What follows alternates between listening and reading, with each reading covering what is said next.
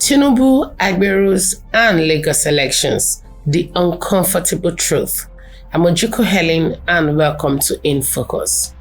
This question and topic is a very sensitive one, and we will look at why some of these questions are popping out and why things work the way they do.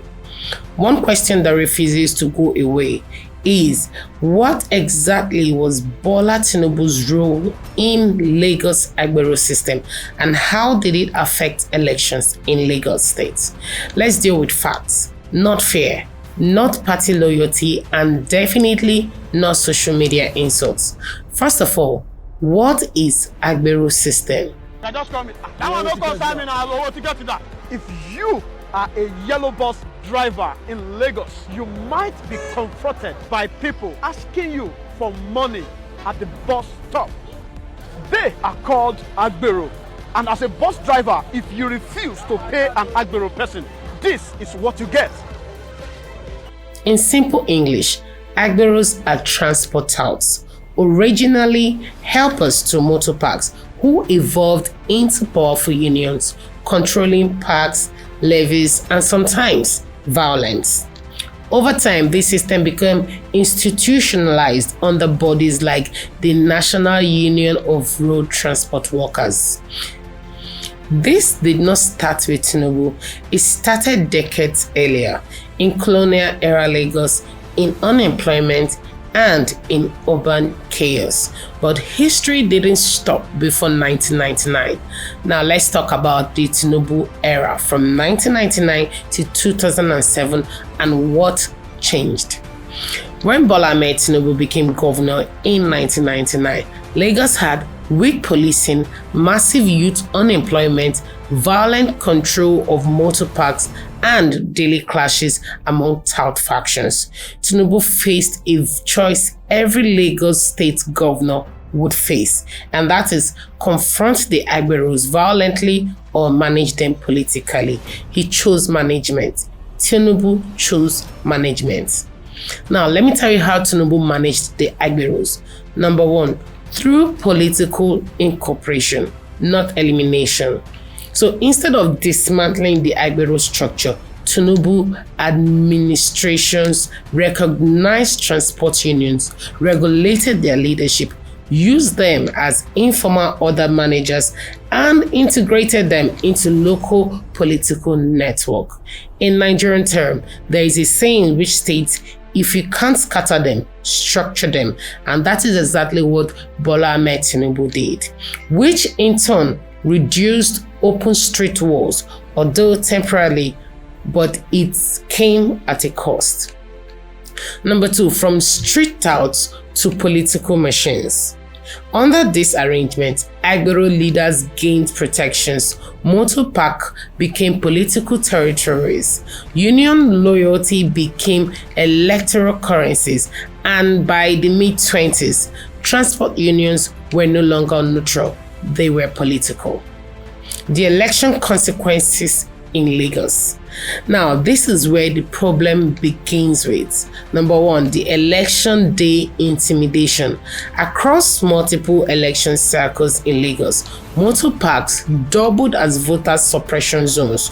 Opposition strongholds reported harassment. Voters avoided polling units near parks, not because of soldiers, not because of the police, but because area boys they there, and everyone understands that language.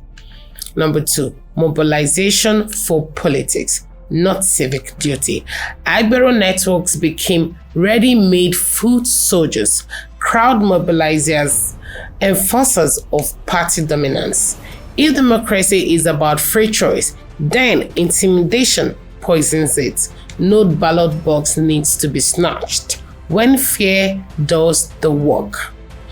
Number three, long-term normalization of political thuggery.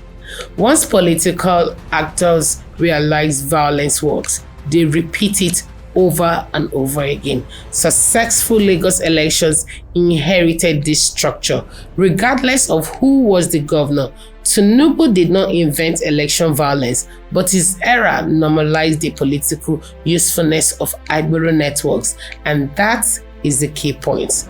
Now let's look at the people that benefited and the ones that lost. Let's be honest, Nigerians respect honesty more than praise. So let's start with the beneficiaries.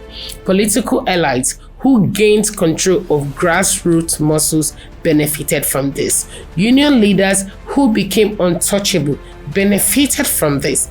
Party structures that won election with street insurance benefited from this. Now let's move to the losers.